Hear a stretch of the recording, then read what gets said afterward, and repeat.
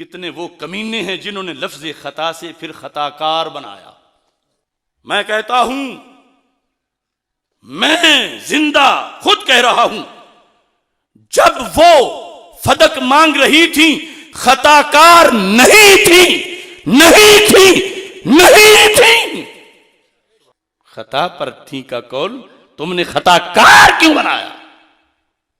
اتنی کسی کو اپنی ماں کو گالی دینے میں لذت نہیں آتی؟ کچھ ایسے نام نہاد سید ہیں جنہوں نے ایف آئی آر میں بھی بعد میں بھی لکھا کہ اس نے تو خطا کار کہہ دیا۔ تو میں کہتا ہوں، جب مانگ رہی تھی خطا کار، سارے بولو خطا کار، خطا کار، خطا کار۔ اور پھر اتنا مجھے سمجھاتے ہوئے وقت گزر گیا، جیل جانے سے پہلے 35 گھنٹے کی میری تقریریں، کہ یہ خطا بمانا گناہ نہیں ہے۔ خطا بمانا گناہ، خطا بمانا گناہ، بلکہ اگر گناہ کے ساتھ اس کو ملایا جائے تو ہم وہ بھی جائز نہیں سمجھتے۔ کس طرح ہم نے نعرہ لگایا، بے خطا بے گناہ، بے خطا بے گناہ، بے خطا بے گناہ۔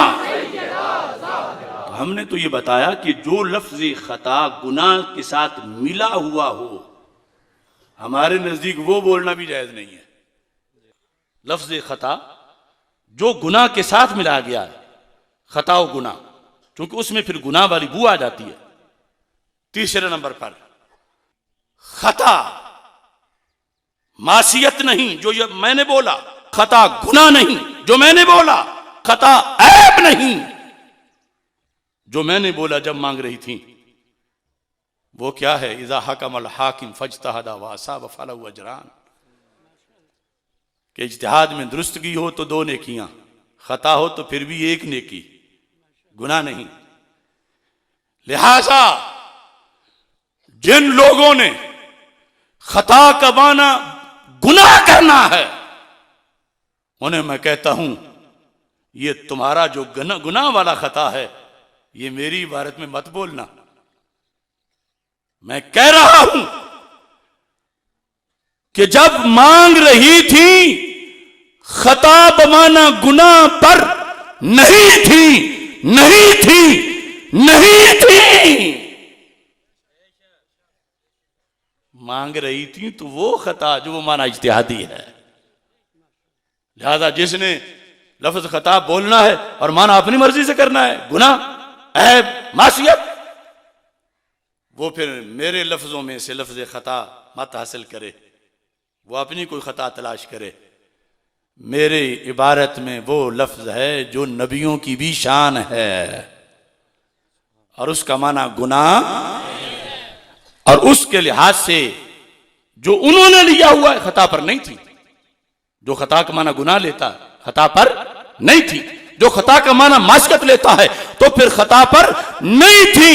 ہاں میں بول رہا ہوں، میں بتا رہا ہوں، تو کیا معنی ہے کہ خطا اجتہادی جو ساتھ ہی کہ جب بھی رسول پاک صلی اللہ علیہ وسلم کی حدیث سنی تو سر تسلیم خم کر لیا۔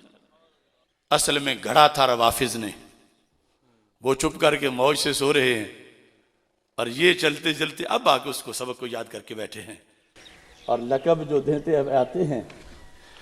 یہ ہے کتاب عصمت الانبیاء، زین العابدین عبد علی طاہر۔ یہ پوری کتاب جو ہے اس میں اہل سنت کا انہوں نے ایک نام رکھا ہے، عربی میں ہے، ایرانیوں کی۔ یہ کیا کہتے ہیں اہل سنت کو؟ انبیاء کا گستاخ کہتے ہیں معاذ اللہ، اور سارے حوالے دیے ہیں کہ بخاری گستاخ، مسلم گستاخ، امام سیوطی، امام بیضاوی، امام رازی، اور لقب کیا لکھا؟ مخطیہ۔ کیا بولا؟ یہ جو انہیں خطائی کی شکل میں یاد ہے، ڈوب مرو پانی میں۔ روافظ کے بڑوں نے امام مسلم کو خطائی کہا، امام بخاری کو کہا، امام رازی کو کہا، امام سیوطی کو کہا، اور سارے اہل سنت کو مخطیہ کا 25 بار میں اس کتاب سے دکھا سکتا ہوں کہ یہ مخطیہ ہیں، یہ انبیاء کو خطا والا کہتے ہیں۔ دیکھو چھاننی پتیلے کو مشورہ دینے والی لوٹے کیوں نہیں کہتا, غلط لفظ ہے, پتیلے کو مشورہ دینے لگے. ان کی زبان سے پہلی بار میرے بارے میں یہ لفظ نکلا جب میں نے ان کی اڈی سے سوراخ بند کیا. انہوں نے کہا مسلم خطائی ہے تو یہ جلالی بھی خطائی ہے, ڈوب مریں یہ کہ جو لفظ گندے پانی میں, جو لفظ روافض نے اہل سنت کے بارے میں بولا اور تمام سنی ائمہ کے بارے میں بولا اور اسی ضمن میں میرے بارے میں بولا, یہ اپنے باپ دادا کی نسبت والے لفظ کو بدل کے شرم نہ آئی ان لوگوں کو. جیسے امام بخاری کو خطائی کہنے والے جھوٹے ہیں, مسلم کو خطائی کہنے والے جھوٹے ہیں, سیوطی کو خطائی کہنے والے جھوٹے ہیں, رازی کو خطائی کہنے والے جھوٹے ہیں, غزالی کو خطائی کہنے والے جھوٹے ہیں, جلالی کو خطائی کہنے والے بھی پرلے درجے کے جھوٹے ہیں.